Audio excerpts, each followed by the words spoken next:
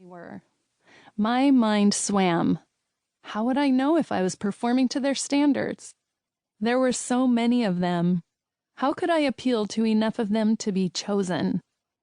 In my attempt to hide my insecurity, I sang the songs the seasoned sorority girls taught me that day a little louder than usual and echoed sorority chants with gusto.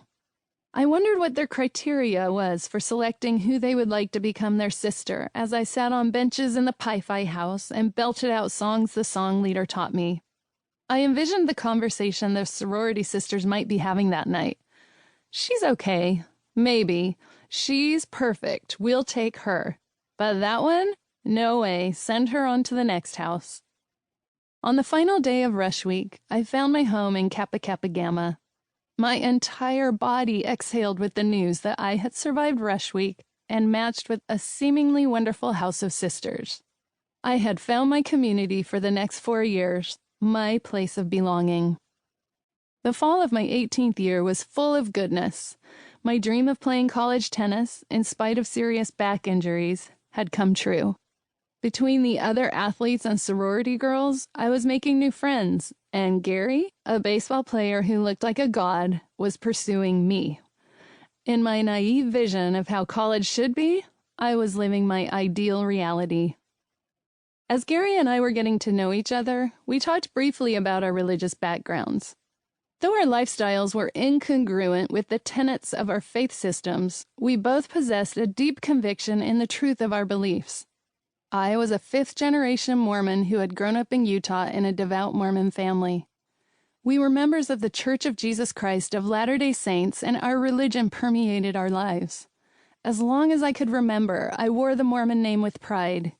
Even during my short rebellion, my belief in Mormonism was unwavering. Gary professed to be a Christian, but he didn't stop there. He said he was born again. I was completely bewildered by that phrase. In my 18 years of life, I had never before heard of someone calling himself born again. I believed I was a Christian as well, but I didn't have a clue what born again meant. Gary had grown up in Idaho and attended a non-denominational Bible church. Another foreign concept to me. Non-denominational? I didn't have a category for understanding the meaning of such a term. Growing up in Utah in the 1980s as a Mormon meant that I lived a religiously sheltered life. I did know that there were Protestant and Catholic churches. One of my best friends in grade school was Jewish, and one of my closest friends in high school was Baptist and had an Amy Grant poster on his bedroom wall. But that was the extent of my knowledge about other religions. If my friends were not Mormon, they usually didn't practice any religion. It seemed like the Salt Lake area fostered the extremes of the religious spectrum. It was all or nothing.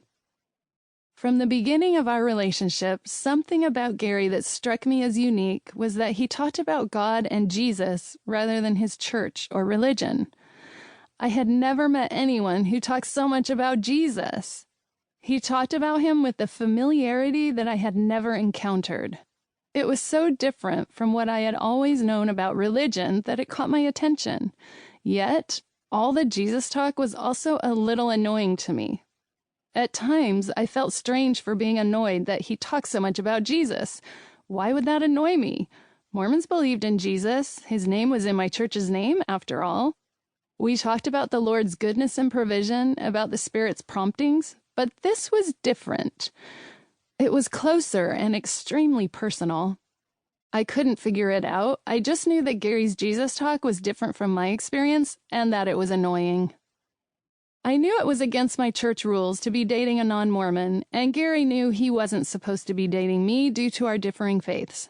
But the connection between us was stronger than those beliefs, and our convictions didn't have the power to keep us apart at the time. We both knew our rebellion would be seasonal. One day, I would clean up my act and marry a Mormon in the Mormon temple, and he would marry a born-again Christian. But until that day came, we were glad to be wrapped up in each other. As winter fell softly on a December day at the close of my first quarter, Gary drove me around campus to retrieve my grades. As he rolled the car to a stop, I grabbed the door handle to make my quick exit toward the communications building to pick up my report card. As I gripped the handle, Gary asked me